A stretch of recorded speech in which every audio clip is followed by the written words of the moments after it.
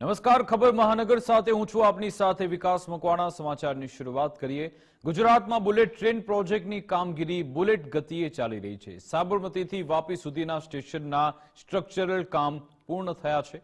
આ પ્રોજેક્ટમાં આધુનિક ડિઝાઇનનું સંસ્કૃતિ સાથે મિલન થઈ રહ્યું છે। ગુજરાતમાં બુલેટ ટ્રેનના 8 આધુનિક સ્ટેશન તૈયાર થનાર છે। આધુનિક સ્ટેશન તૈયાર થતાં જ મોટા પરિવર્તન પણ જોવા મળનાર છે। બુલેટ ટ્રેનના તમામ સ્ટેશનના સ્ટ્રક્ચરલ કામ પૂર્ણ થયા।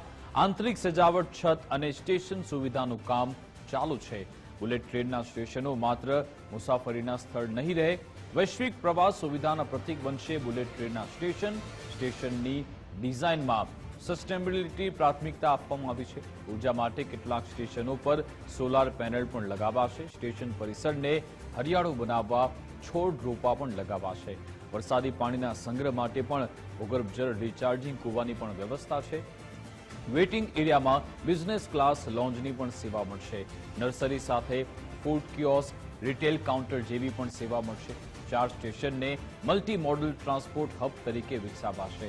મુસાફરો બુલેટ ટ્રેન, બસ, ટેક્સી વચ્ચે સરળતાથી સ્વિચ કરી શકશે।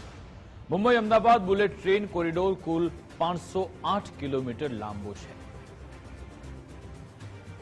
તો બુલેટ ટ્રેનની જે કામગીરી છે બુલેટ ગતિએ ચાલી રહી છે। ગુજરાતમાં જે સ્ટેશનો તૈયાર થનાર છે હવે અંતિમ તબક્કામાં કહેવાઈ રહ્યા છે।